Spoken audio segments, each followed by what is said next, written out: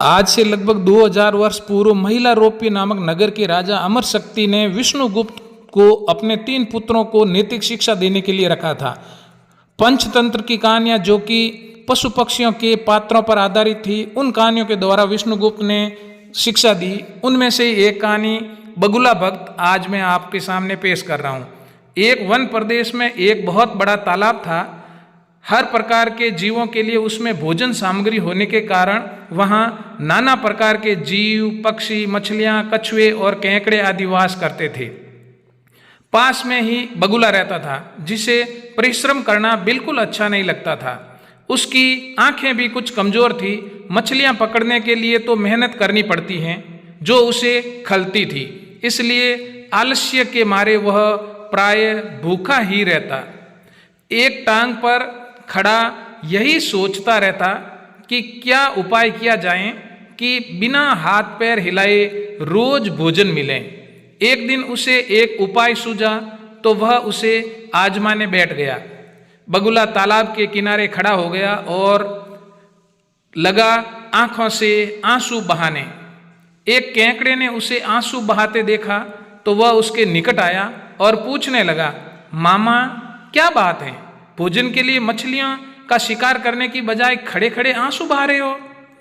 बगुले ने जोर की हिचकी ली और भर्राए गले से बोला, बेटे बहुत कर लिया मछलियों का शिकार, अब मैं यह पाप कार्य और नहीं करूँगा।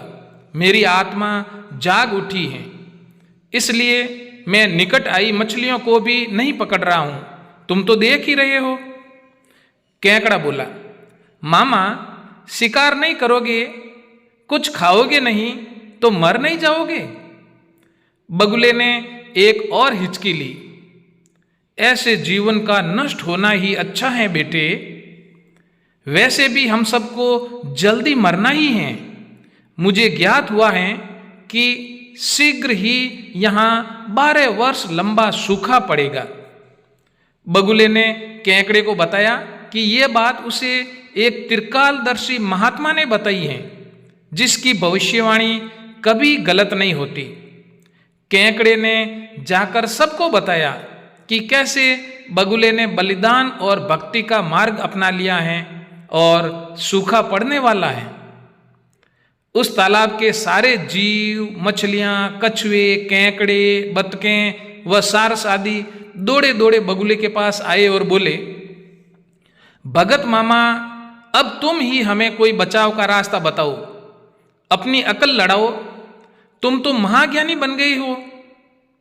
बगुले ने कुछ सोच कर बताया कि वहां से कुछ कोस दूर एक जलाशय है, जिसमें पहाड़ी झरना बहकर गिरता है। वह कभी नहीं सूखता। यदि जलाशय के सब जीव वहां चले जाएं तो बचाव हो सकता है। अब समस्या ये थी कि वहां तक जाया कैसे जाएं। बगुले भगत ने यह समस्या भी सुलझा दी।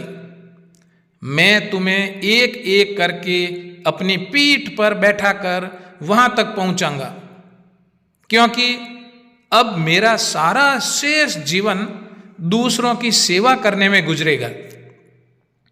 सभी जीवों ने गदगद होकर बगुला भगत जी की जय जयकार कर लगाई और उन्होंने बगुला भगत की जय ऐसे नारे लगाए। अब बगुला भगत के पांव बारे हो गई। वह रोज एक जीव को अपनी पीठ पर बिठाकर ले जाता और कुछ दूर ले जाकर एक चट्टान के पास जाकर उसे उस पर पटक कर मार डालता और खा जाता। और कभी मूंड हुआ तो बगुला भगत जी 2 फेरे भी लगाते और 2 जीवों को चट कर जाते। तालाब में जानवरों की संख्या घटने लगी। चट्टान के पास मरे जीवों की हड्डियों का ढेर बढ़ने लगा और भगत जी की सेहत भी बनने लगी। खा खा कर वह खूब मोटे हो गए, जैसे किंदुई का मिनका होता है। मुख पर लाली आ गई और पंख चर्बी के तेज से चमकने लगे। उन्हें देखकर दूसरे जीव कहते, देखो दूसरों की सेवा का फल और पुण्य भगत जी के शरीर को मिल रहा है। बगुला भगत मन ही मन खूब हंसता। वह सोचता कि देखो दुनिया में कैसे कैसे मूर्ख जीव भरे पड़े हैं जो सबका विश्वास कर लेते हैं। ऐसे मूर्खों की दुनिया में थोड़ी सी चालाकी से काम लिया जाए तो मजे ही मजे हैं। बिना हाथ पैर हिलाए खूब दाऊद उड़ाई जा सकती हैं। संसार से मूर्ख प्राणी कम करने का मौका मिलता है। बैठे बिठाए पेट भरने का जुगाड़ हो जाए तो सोचने का बहुत समय मिल जाता है। बहुत दिन यही क्रम चलता रहा। एक दिन केकड़े ने बगुले से कहा, मामा तुमने इतने सारे जानवर यहां से वहां पहुंचा दिए, लेकिन मेरी बारी अभी तक नहीं आई। भगत जी बोले, बेटा आज तेरा ही नंबर लगेगा, आजा मेरी पीठ पर बैठ जा। केकड़ा खुश होकर बुगले की पीठ पर बैठ गया। जब वह चट्टान के निकट पहुंचा तो वहां हड्डियों का पहाड़ देखकर केकड़े का माथा ठनक गया। वह हकलाया, ये हड्डियों का ढेर कैसा है मामा? वह जलाशय अब कितना दूर है मामा?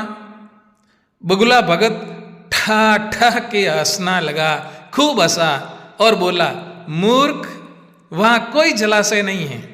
मैं एक एक को पीठ पर बिठाकर यहां लाकर खाता रहता हूं। आज तू मरेगा। केकड़ा सारी बात समझ गया।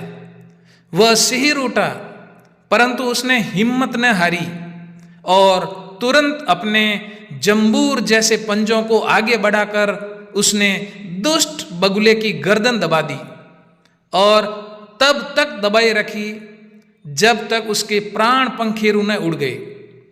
फिर केकड़ा बगुले भगत का कटा सिर लेकर तालाब पर लौटा और सारे जीवों को सच्चाई बता दी कि कैसे दुष्ट बगुला भगत उन्हें धोखा देता रहा। दोस्तों, हमारे आसपास इस तरह के लोग खूब हैं जो दिखावा करते हैं कि वो उनकी सहायता करेंगे, लेकिन असल में वो धूर्त होते हैं, धोखा देते हैं। तो हमें दूसरों की बातों पर आंखें मूंद कर विश्वास नहीं करना चाहिए। वास्तविक परिस्थिति के बारे में पहले पता लगा लेना चाहिए और हो सकता है सामने वाला मन गढ़ंत कहानियां बना रहा हो और आपको लुभाने की कोशिश कर रहा हो। सदैव प्रसन्न रहिए। जो प्राप्त हैं पर्याप्त हैं, जिसका मन मस्त है उसके पास समस्त हैं। दोस्तों, ये जो पंचतंत्र की कहानियां हैं वो राजा अमर शक्ति के 3 बेटों को नैतिक शिक्षा, व्यवहारिक शिक्षा देने के लिए कही गई। लेकिन वो कहानियां जो आचार्य विष्णुगुप्त ने आज से लगभग 2000 वर्ष पूर्व रची थी, आज भी उतनी ही प्रासंगिक हैं। हम उन जीव जंतुओं वाले पात्रों की कहानियों से शिक्षा प्राप्त कर सकते हैं। बच्चों में नैतिक शिक्षा, व्यवहारिक ज्ञान और जीवन में अच्छे से जिंदगी जीने की कला उन कहानियों के द्वारा सिखा सकते हैं। दोस्तों, ये कहानी आपको कैसी लगी कमेंट बॉक्स में ज़रूर लिखना और अगर कहानी आपको अच्छी लगे तो लाइक करना, अपने मित्रों में शेयर करना, बच्चों को ज़रूर सुनाना। और अगर मेरे इस चैनल पर आप पहली बार विजिट कर रहे हैं तो चैनल को ज़रूर सब्सक्राइब करना। और मेरे इस YouTube चैनल पर आपको और भी बहुत सारी कहानियाँ मिलेगी, आप उन्हें भी ज़रूर सुनें। बहुत सारे अच्छे अच्छे भजनों के वीडियोज़ भी हैं, उन्हें भी देखें। इसके अलावा गेम्स से संबंधित वीडियो और 18वीं नेशनल जम्बूरी से संबंधित वीडियोज़ भी हैं। सच्चाई माता ओसियां मंदिर का भी दर्शन आप मेरे इस चैनल पे कर सकते हैं। इसके अलावा अमरपुरा धाम और हुणगांव मंदिर का भी दर्शन आप कर सकते हैं।